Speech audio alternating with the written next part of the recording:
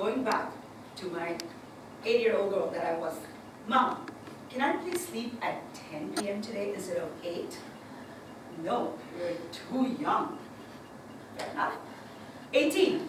Mom, there's a huge party tonight. Can I please come home at 2 a.m. instead of 12? Nobody comes home at 2 a.m. You are too young. Mom, I'm 22 now. Can you please give me a set of keys and stop waiting up for me? No, you're too young for that. I am waiting up for you. 27. Mom, I need 2 more years. I'm doing really well in my career. I just need a couple more years to get married. Give me those 2 years.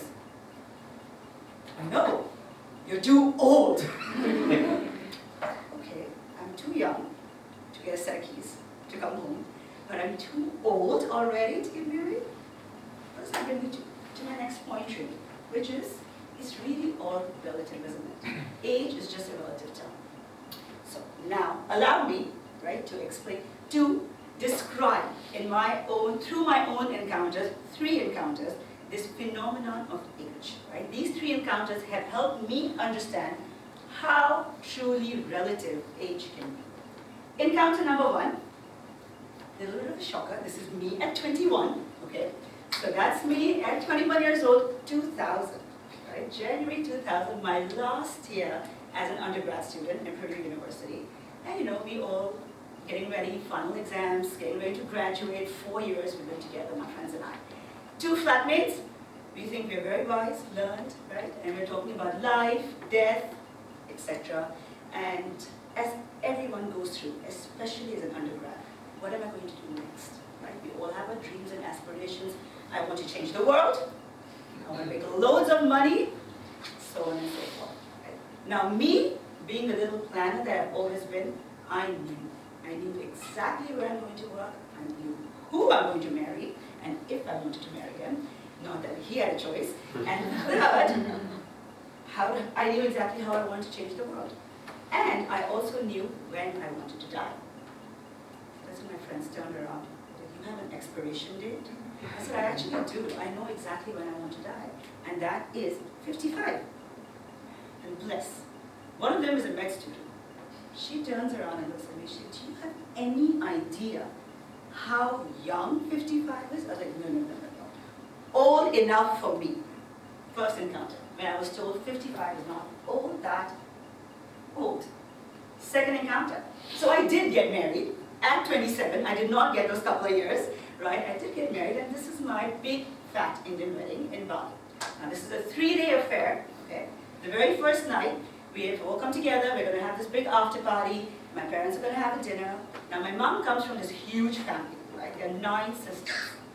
So the youngest one comes up to me, hey, catch you in a minute, I'll see you at your party. I said, no, you're not.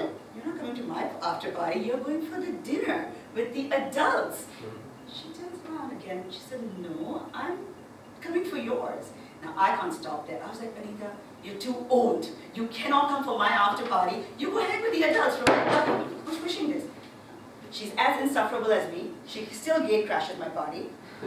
Probably has a better time than I do at my party. And gives me my very first lesson in really understanding age.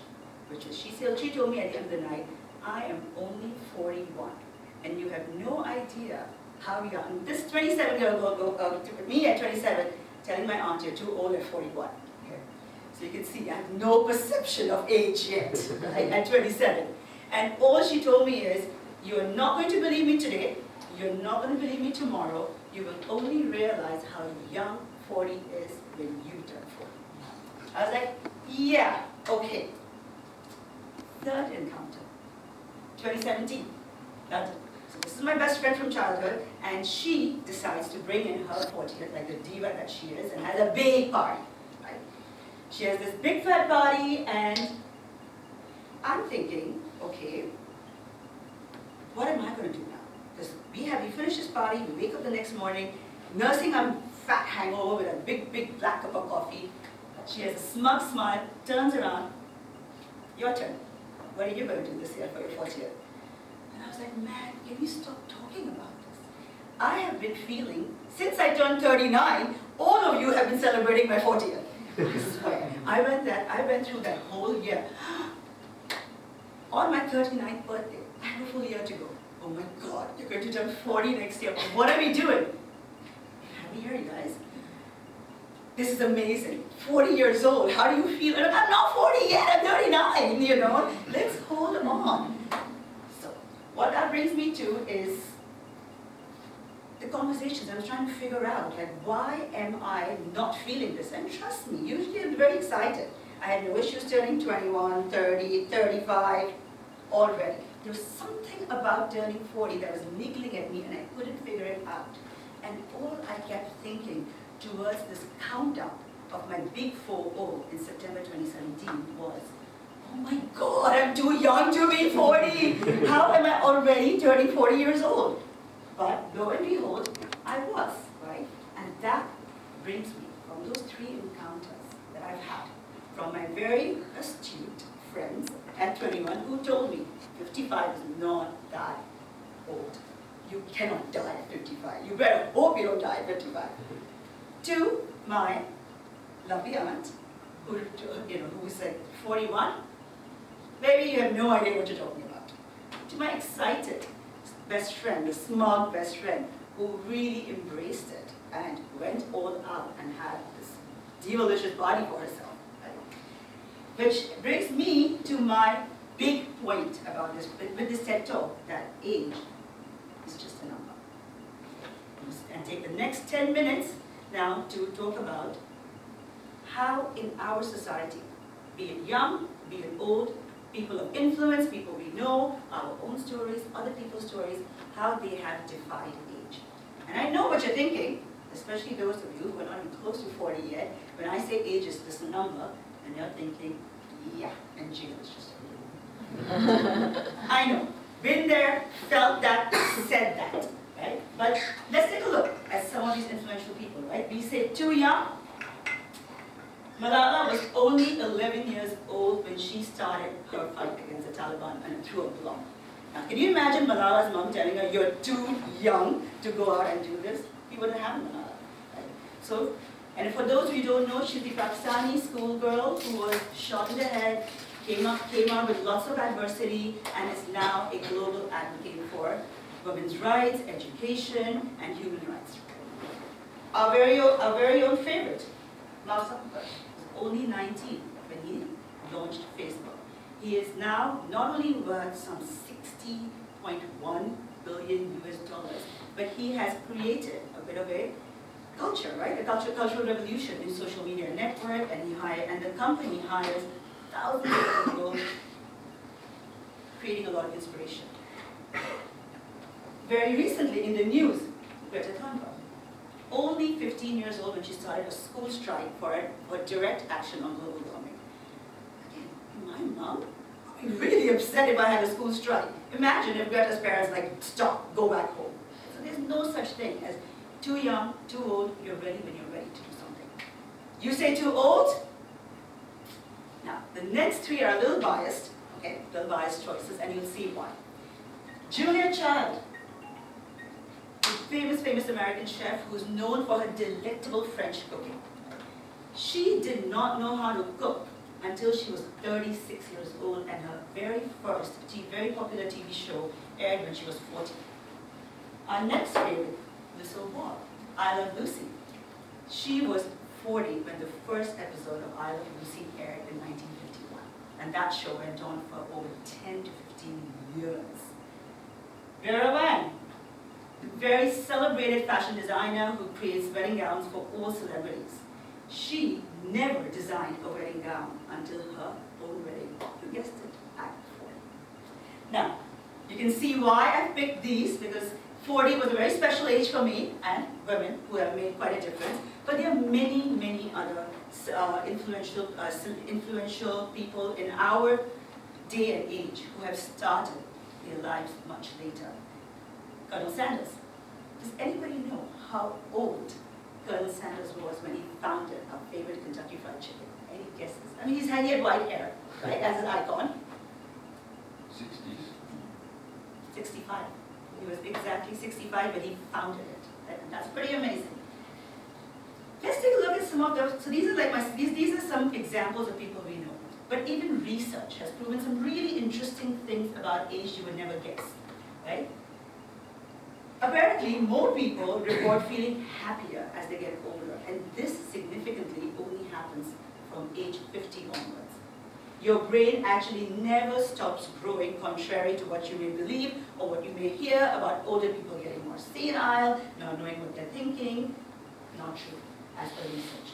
New neurons continue to grow, and our brain is constantly reshaping itself.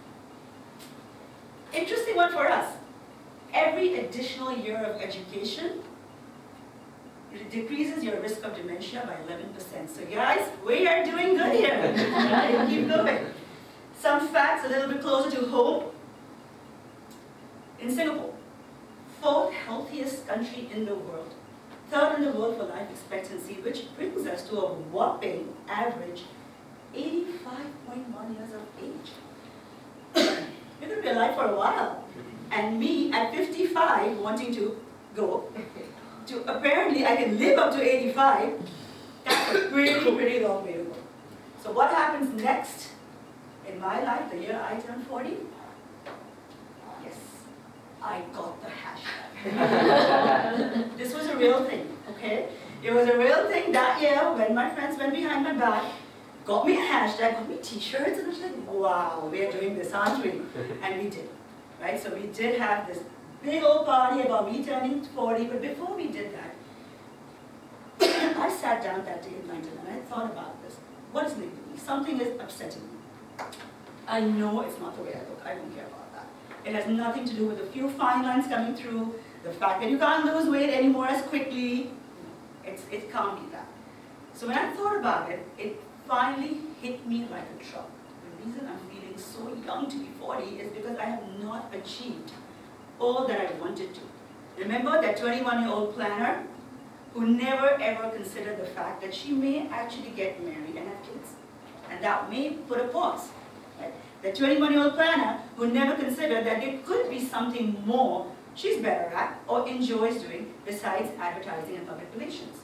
And with every new account I won in those 15 years in a very swanky advertising agency, every business class, first class flight I took to New York and won a new pitch and came back, it just didn't feel enough.